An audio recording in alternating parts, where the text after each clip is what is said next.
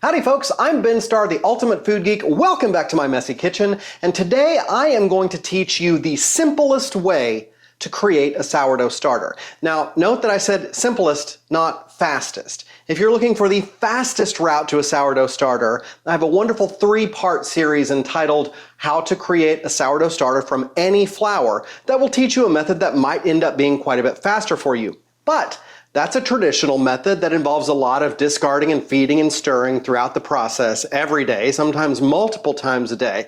And it turns out that sourdough is really a lot simpler than most people have historically thought about it being. So today I'm going to teach you that super simple method that involves practically no effort, but a little bit of patience. Now the first thing that you need to do is select a container for your young starter to be in. This is not the container that the starter will live its entire life in. It's just going to be in this container for the first couple of weeks. I like to use just a 1-quart plastic deli container. But if you're one of those people that hates plastic, it's totally fine to use glass. You just have to remember, never screw the lid on tight. It just needs to rest gently on top of it. Otherwise, you risk shattering that glass if you get a buildup of carbon dioxide pressure on the inside. Now the other thing you're going to need besides a container is a scale. And yes, you must have a scale if you are embarking upon a sourdough journey. The only way for you to achieve consistent results is by weighing your ingredients. You cannot do it by volume. And if you want to complain to me and say, well, my grandma baked sourdough every day and she didn't have a scale, guess what? You're not your grandma. She baked sourdough every single day her entire life, and you know what? She had plenty of loaves fail, and she attributed it to, oh, it was cloudy today, or it was a little bit rainy, or something was wrong. The only way to achieve consistency in sourdough baking is to use a scale. So get online. My favorite scale is actually linked in the video description below, but any scale will do as long as you have a scale and you are measuring by weight and not by volume. Super important. The first ingredient in our sourdough starter is water. Now I want you to use filtered or purified water for this method. And the reason for this is the water that comes straight out of your tap is filled with all sorts of substances that are designed to kill everything in the water that is alive. Because anything that's potentially alive in the water could be a pathogen that could be potentially harmful to you. So your city puts chlorine, chloramines, or bromine usually in the water supply in order to purify it and make it safe. And this whole process is designed to take living things that are in your flour and on the skin of your fingers as you work with the starter. We want to coax that into a happy and healthy existence. So if we're adding bleach or chlorine or bromine to our sourdough starter, that's not going to create a very hospitable environment, is it, right? So you definitely want to use some sort of filtered water. If you don't have filtered water in your tap, use the filter on your fridge or a filtered jug or container that you keep around. And if you don't have that, just run to the store and grab a bottle of purified or filtered water. Spring water is ideal. Distilled water is simply H2O with absolutely nothing else in it. And while that is the purest form of water that you can get, the natural minerals that exist in spring water or filtered municipal water actually have a beneficial relationship with the yeast in your starter. So avoid distilled water if you can. All right, we're going to zero our scale and add 4 ounces of filtered water. The next and final ingredient in our sourdough starter is flour. And you can use absolutely any kind of flour under the sun to create sourdough starter. The kind that I'm using here is an organic, unbleached flour that I get in bulk from Costco, but literally any flour will work. Even those bags of bleached to death generic store-bought flour will produce a perfect sourdough starter if you give it enough time. You can also go with the super expensive, fancy stone ground rye flour or whole wheat flour, which will probably get you to a mature starter a little bit faster than a white flour. But the general rule of thumb is to create your starter with the exact same flour that you're going to be using to bake the majority of breads. For me, that happens to be unbleached white flour. That's the only flour that I always keep in my kitchen. But if you're going to be working predominantly with whole grain breads, you might want to start your starter with whole wheat or rye flour. Now, for those of you who are gluten-free, you can use literally any gluten-free flour to begin your sourdough starter, but that's as far as you're going to get. Unfortunately, there is simply no proper way to make gluten-free sourdough or yeast breads. If you yourself are gluten-free, you know this to be true. There is nothing out there on the market and nothing that you can make at home that is an equivalent substitute for yeast-risen bread that does not use any wheat flour. And that is because wheat contains gluten, and gluten is the thing that makes bread work. So while you can use besan or rice flour or anything you want to create a gluten-free sourdough starter, it is never going to make you a proper loaf, because the gums that we currently use to substitute for gluten in gluten-free baking just make a loaf that's nasty. It's got a gross texture. It's like a wet kitchen sponge. And I'm just not going to teach anything that doesn't result in an acceptably delicious final product. So we're going to zero our scale again and add 4 ounces of our flour. Now you'll see that I'm using my hands a lot during this, so it's important that your hands are clean, your kitchen is clean, the container is clean, the spoons you're going to use are clean, because you really don't want to provide a vector for any type of pathogen to enter your sourdough starter that might spoil it, particularly molds. But don't go crazy about sterilizing everything, because we do want to welcome a specific set of bacteria that we'll discuss here in just a little bit into your starter, which actually is beneficial and helps your starter be happy and healthy. All right, we're going to give this a really good stir. You want to incorporate a lot of oxygen into this batter. Oxygen is beneficial for the yeast's metabolic process.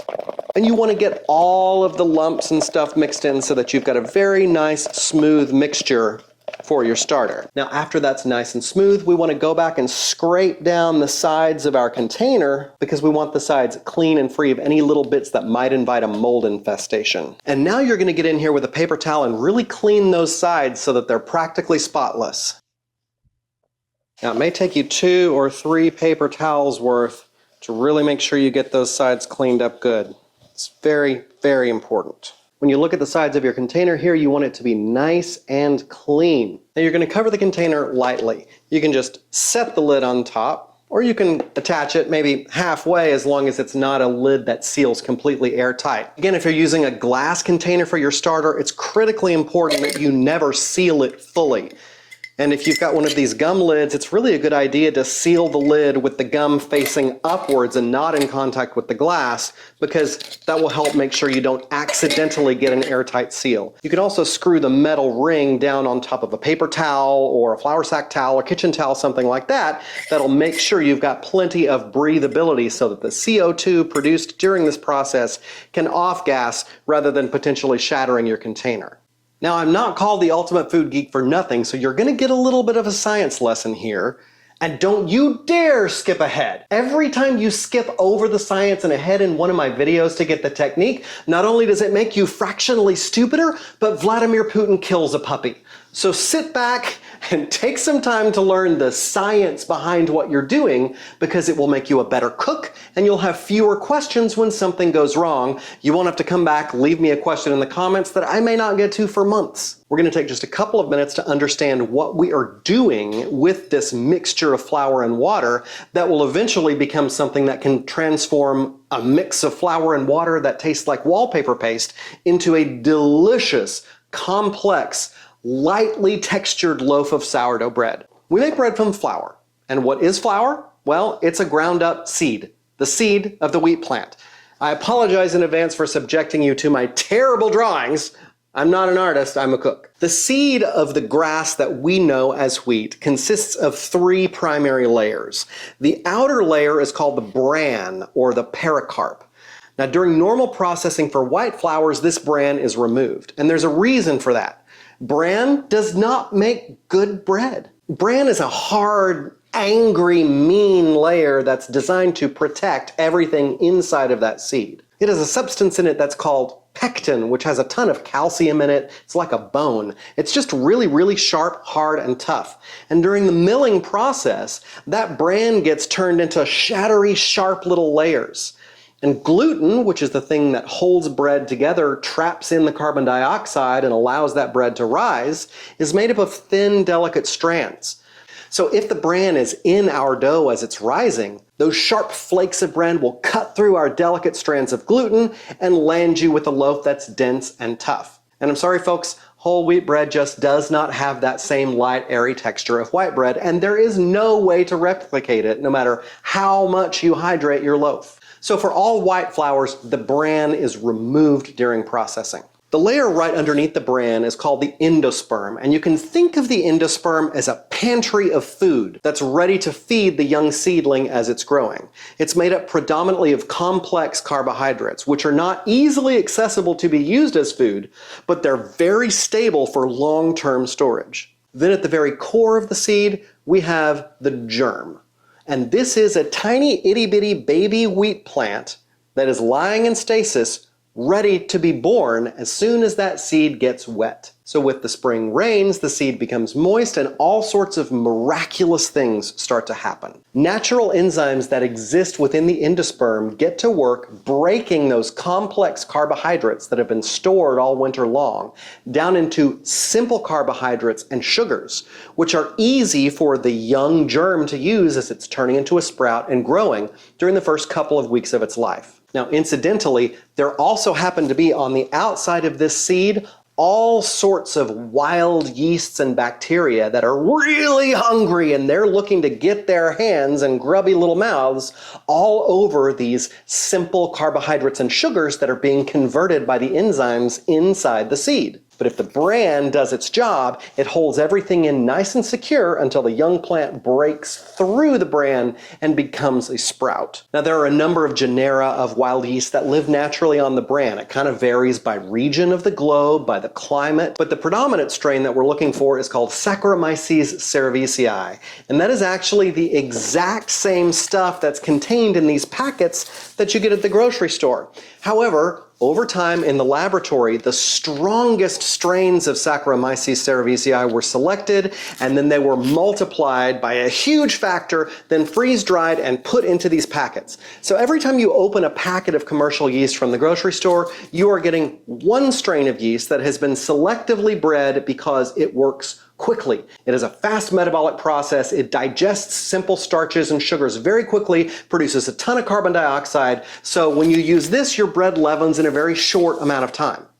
If you're curious about the difference between active dry yeast and rapid rise yeast, it's the exact same strain. It's just that rapid rise yeast has a lot more yeast included in each packet, and the granules are smaller so that you can add this packet directly to the dry ingredients of your recipe, whereas the active dry yeast for best results needs to be first dissolved in the liquid of your recipe and then added to the dry ingredients. But we've got dozens, if not hundreds of different strains of wild yeast living on the wheat in the field, and these are the yeast that we are after in the sourdough process. Because when we have multiple strains of yeast working together in our sourdough starter, you get a lot more flavor than you do with the single strain of yeast that does the whole thing in a really short amount of time. In addition to all the different wild yeasts living on the outside of the bran, there are a host, thousands of different species of wild bacteria. And these bacteria have a very unique symbiosis with the yeasts that we exploit in the sourdough process. So, illustration number 2. Here we have our little wild yeast cell who is on the hunt for simple carbohydrates and sugars because that is what he eats. Now, his natural metabolic process changes the simple carbohydrates and sugars that he eats into 2 primary byproducts. The first thing that he does is toots, and he toots a lot. His toots are composed predominantly of carbon dioxide, and these are what create the bubbles of air inside our bread dough that cause it to rise. Second thing that he does is he pees out a whole lot of ethyl alcohol, also known as booze. Yes, my friends, Saccharomyces cerevisiae is the exact same yeast strain that is used to produce beer and wine. It is naturally living on grape skins and barley husks as they grow in the field, and they convert that into alcohol. So, making sourdough bread absolutely produces alcohol as a byproduct. However, remember all those other little bacteria that were living on the bran? They are after alcohol as their food. They're drunks. They take the ethyl alcohol that is produced by the yeast and they eat it, and in return, they pee out acetic acid, also known as vinegar, and lactic acid, which is the stuff that builds up in your muscles after a hard workout and makes you feel sore. These acetic and lactic acids are one of the things that make sourdough slightly perceptibly sour or tart. And they also provide an important function within the starter, because our starter is going to live forever if we don't murder it. And it is an absolute sea of delicious simple carbohydrates and sugars that would be very delicious to invasive mold. But the acidity of our starter protects it from invasion by bad players because most molds and bad bacteria don't really like an acidic environment. That's pretty hostile to them. So the bacteria and the yeast in our starter provide important roles for each other, supporting each other by getting rid of each other's waste products and making the environment of the starter generally inhospitable to anything else that might want to colonize it. So our job is to make their life as easy as possible so that they be fruitful and multiply within our starter over this 2-week process. Now that our starter is mixed up, we are going to leave it on the countertop at room temperature and completely ignore it for about a week. Don't do anything to it. Don't open it. Don't stir it. But here I've got a starter that I mixed up yesterday using the exact same flour and formula, and it's interesting to take a peek at the two of them. You can see in the day-old starter a very fine matrix of bubbles has formed, and that's really from that leuconostoc bacteria that really love to go crazy in the initial part of the fermentation. We gotta wait these guys out until they sort of die off and subdue, and then the actual wild yeast that really do help us leaven a loaf start to build up their numbers. In my 3-part series that was an experiment in creating sourdough starters from any type of flour, I introduced you to a technique that uses pineapple juice to really control that early bloom of leuconostoc bacteria. Pineapple juice is really the only juice that does it. But this video was about the easiest way, right? With stuff you've probably already got in your cabinets. Still, that video's got a lot of great information. It's definitely worth checking out. It has been 1 week, and throughout the course of the past week, our starter has undergone a little bit of noticeable activity if you happen to be watching it. First of all, some small bubbles kind of developed in this matrix. We did get a little bit of a rise out of this initial mix, as you can tell from the ring around the sides of the container that we formerly cleaned. This gives us a very visual depiction of about how high it rose, and it did in fact almost double in volume, which is good. But now over the last several days, it's kind of settled back down. You can see a layer of liquid has gathered on top of the starter. Old-timers tend to call this hooch, and it's a mixture of vinegar and ethyl alcohols that are produced by the yeast and the bacteria that were naturally occurring in the flour when we stirred it together with the water and activated everything. Now, it's important for you to remember, for the rest of your starter's life, to never pour off that hooch. You may find other conflicting information elsewhere on the internet, but those people are wrong. First of all, that liquid, even though it may look a little bit dark and unappealing, is incredibly flavorful. It adds a lot of flavor complexity to your dough, and it's part of your starter. If you pour it off, our starter is no longer at 100% hydration, which is very important for the calculation of our recipe. Anytime we add any measured amount of starter to our recipe, we know that half of that starter is flour and half of that starter is water. And understanding this will help you be able to convert basically any recipe anywhere on the internet that normally calls for commercial yeast into a sourdough recipe. Pretty cool, right? So don't ever pour off your hooch, ever, ever, ever. So the next phase of our starter building process is going to be difficult for some of you, but listen to me and follow my instructions. Stir this together and get rid of half of it. That is called discarding. And don't worry, once you have a healthy starter, you are never going to discard starter again for the rest of your starter's life. I don't advocate that. It's completely unnecessary. You only need to feed your starter when you get low on starter and need to make more. But right now, we do not have starter yet. Do not worry about throwing away half of this slurry of flour and water. It's maybe 2 cents worth. It's not alive. It's not functional. You don't need to split it and save it and start making more starter, because once your starter is mature, you can make more of it whenever you want. So trust me, just throw it away, okay? Don't feel guilty. You're not murdering anybody. So give that a really good stir to make sure the hooch is well incorporated into the matrix, and then pour off about half of it. You don't need to get precise. If you pour off a little bit too much, that's totally fine. But you want to pour off at least half of it to make room in our container for what's about to happen. Now with our remaining starter, I'm going to add 4 ounces of flour, the same flour that we used to begin the starter with, and 4 ounces of filtered water. And if you happen to go like 1/10 or 2 of an ounce over, don't worry, just add the exact same amount of flour. All right, now we're going to give this a really good stir until most of your lumps are gone. Then I'm going to scrape the sides of the container, but as our starter is pretty acidic now, There's no need to worry about really cleaning that container off because we're going to be working with the starter every 2 days now for the next 8 days. All right, as long as your hands are clean, it's perfectly acceptable to wipe that starter off of the spoon and back into the container. Your hands are covered with the natural lactobacillus bacteria that colonizes your body. So when you touch and interact with your starter and your sourdough, you are inoculating it with a bacterial culture that is completely unique to you and nobody else on planet Earth. So nobody that bakes sourdough bread will have exactly the same flavor profile as you do when you bake with your sourdough starter. Now we're going to cover it again. Again, not airtight, but these plastic containers I'm using are not airtight.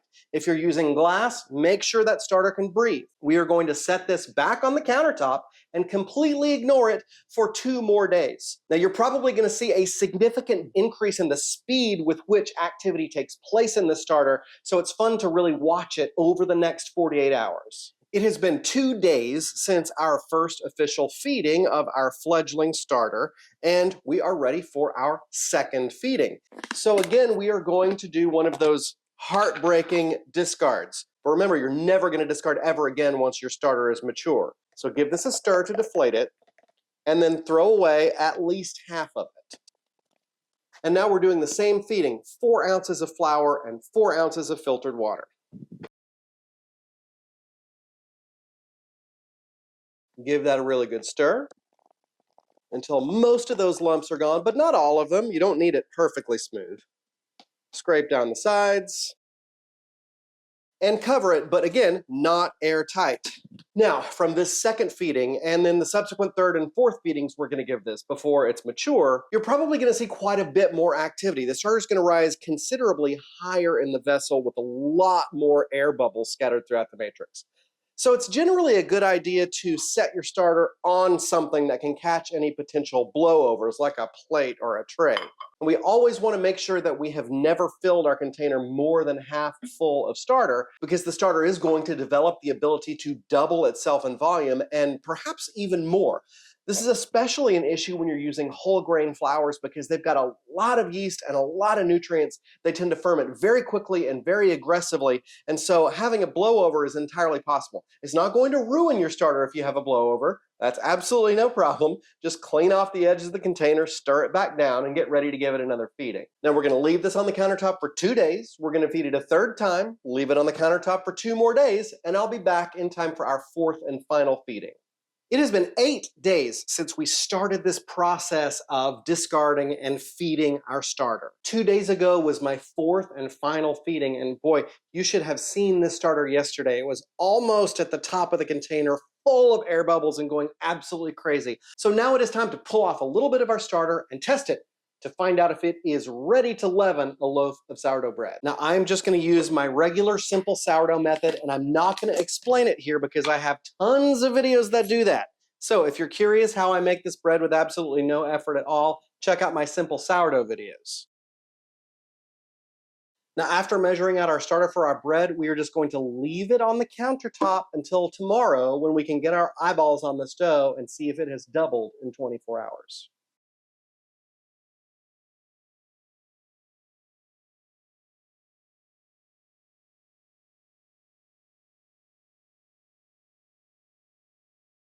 All right, now it's a waiting game. This sits at room temperature on top of the counter, and we're gonna see about how long it takes for our bread to double. It's only been about 14 hours, and our starter looks like it has successfully doubled this dough. Now, I could play it safe and go ahead and let it sit the entire 20 to 24 hours and see how high it would actually get, because our starter does have the capability of more than doubling our dough in volume. But this is entirely sufficient for me to know our starter is mature. Now, of course, I'm going to bake this loaf off very quickly because I certainly don't want to waste this dough. But as soon as I get that done, I'm going to come back and show you the final steps of getting our starter ready for its long, happy life.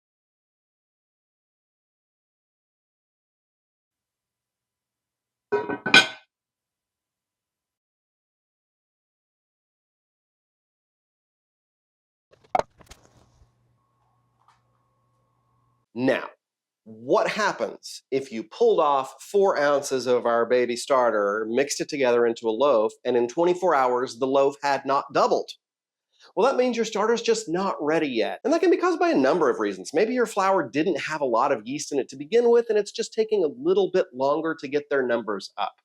Maybe your kitchen is really cold because it's the dead of winter and that cold temperature is keeping the activity of the starter curtailed. It is entirely possible for some of you that after those 4 feedings, your starter won't be quite ready yet. So if you don't get a doubling of your test loaf within 24 hours, just give your starter another feeding. Make sure it's discarded down to less than half of where you started with. Feed it 4 ounces of flour, 4 ounces of water, and give it 2 days on the countertop. But once you start noticing that your starter is rising almost all the way to the top of your container after a feeding within a day or so, your starter is mature and it's ready to go. Our starter needs a final feeding before it goes to live in the refrigerator, which is going to be its home for the majority of the rest of its life.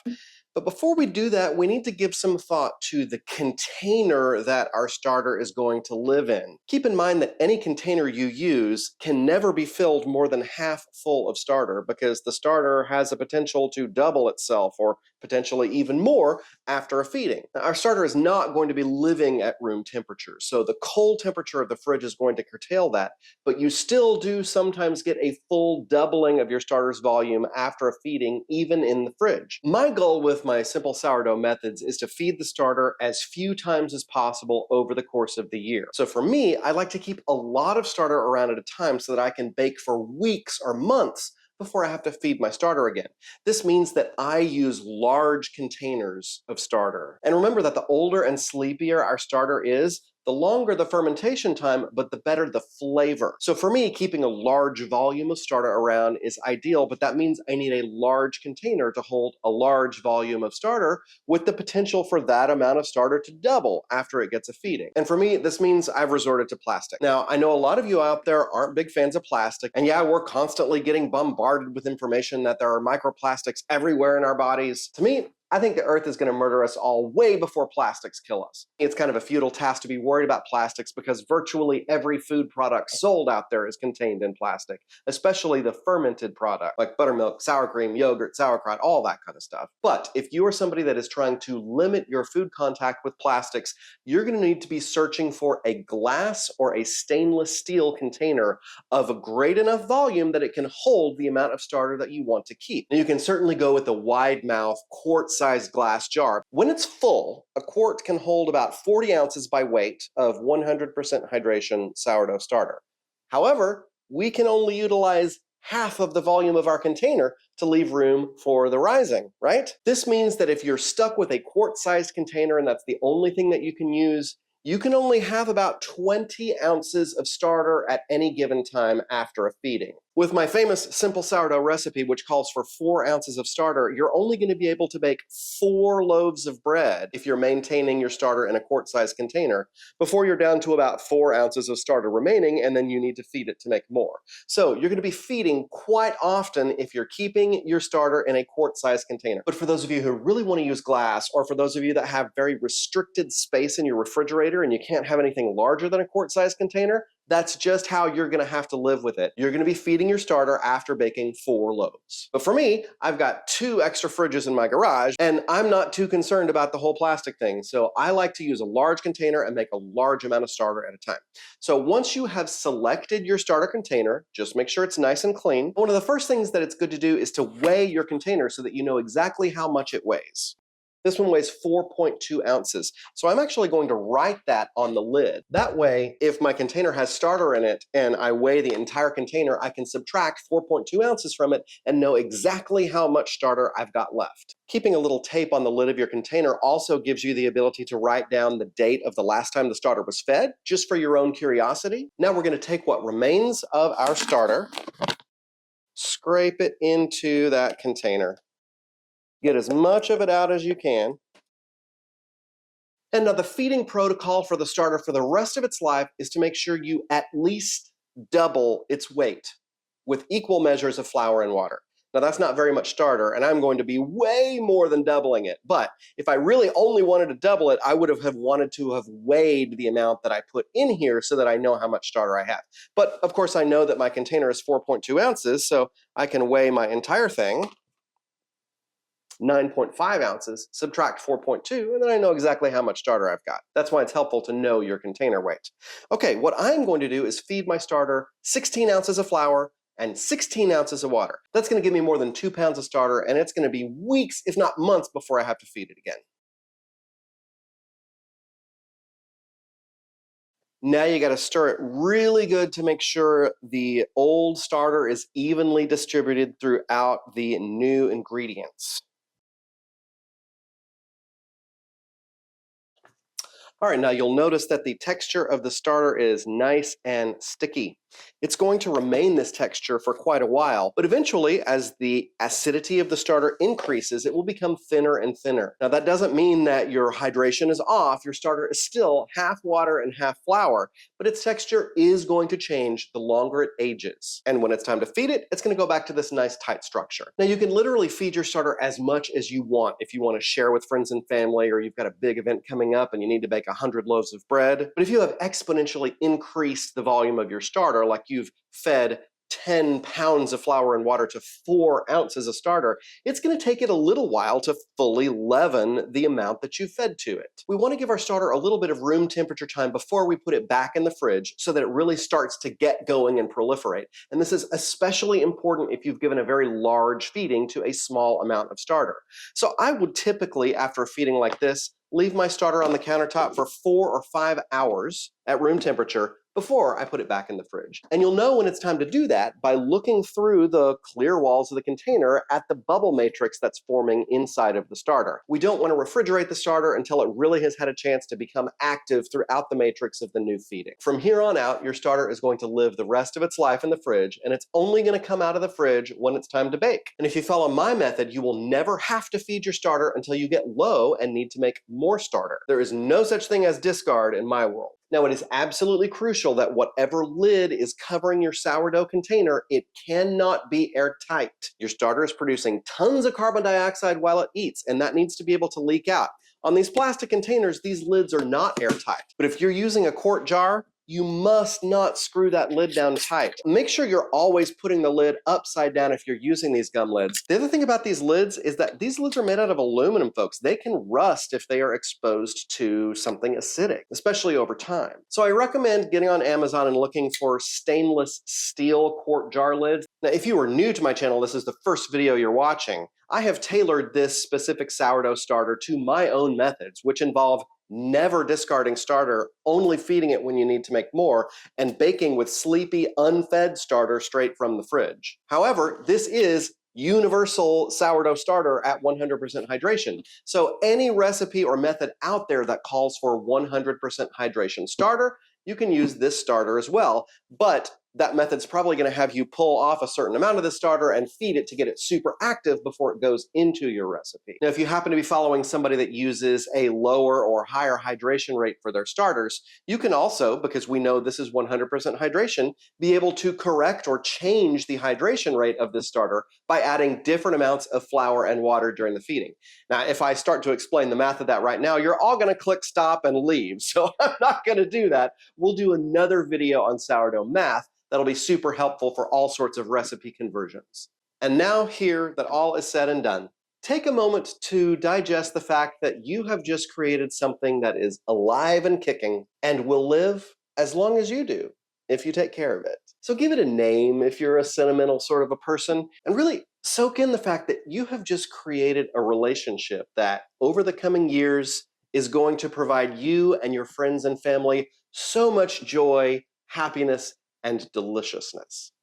If you've got questions, post them in the comment thread below. Please like this video and subscribe to my YouTube channel. It helps me out a lot. Thanks so much for watching, folks. I'm Ben Starr, the Ultimate Food Geek. Have a great day.